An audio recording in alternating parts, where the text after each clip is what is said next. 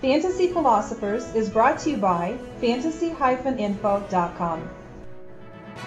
Let's talk about defenses when it comes to keeper leagues. This is an area that can definitely be looked over by fantasy owners, but throughout the season, every year in most leagues, they're going to give you a decent amount of points. I've noticed over maybe the last 5 years, I've definitely started to notice that more leagues are starting to give out more points for the team defenses, and that could possibly be because with IDP, as that's getting more popular, people are focusing more attention on defense and what players are doing there, and they want to see more points for turnovers and whatnot. But what we got to keep in mind here right now, we've got the number 1 defense is the Jets, number 2 Ravens, number 3 Steelers.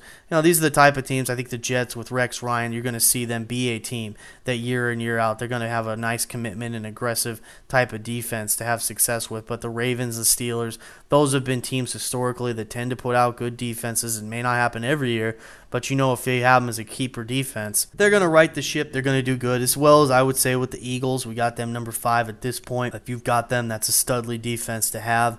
I think some maybe a defense that probably shouldn't be out there, but if it is, you should jump on it. Probably the 49ers defense. It's nice to have 2 defenses on your team. Sure, you may only be able to keep 1, but you definitely want to try to look for 2. So on this cheat sheet, we've got all 32 defenses, and we've got where we have each one ranked. So keep an eye on where those guys are. Definitely, again, those names on the top are names that you may want to try to hold on to year in, year out, but you always want to take a look at who the up-and-coming defenses are to kind of use in a rotation to some degree, because even your best defense, when you're getting into the season, there's going to be matchups where it's just not that favorable, and maybe your secondary defense has a nice matchup, so you can use them, and they're still a viable option when they're playing against a bad offense to go against. Keep those things in mind, but you definitely want to try to see if you can find one of those, maybe top 7 defenses, 8 defenses, at least one of those top 12 there, and make sure that you can get something in that range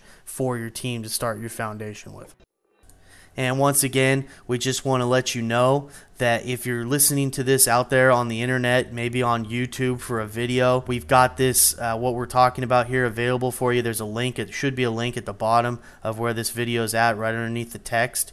And you can click on that link. You can go over and you can download this information that we're talking about. You can print it out for yourself to use at your draft. We have that available for you. And if you're also listening to this on a podcast, maybe like Podbean, Media, any one of those, Blueberry, any of those type of places, that should also be incorporated. There should be an article with this as well, and there should be some type of link there for you to get back to the specific page that we're talking about for this cheat sheet or mock draft that we happen to be talking to you about right now. Good luck this season, and we hope that this information helps you have success. For more fantasy football information, go to fantasy-info.com and sign up for our free e-newsletter. Good luck in your 2010 Fantasy Football League. As an added bonus, the Fantasy Info guys will include their 5 secret tips for success in fantasy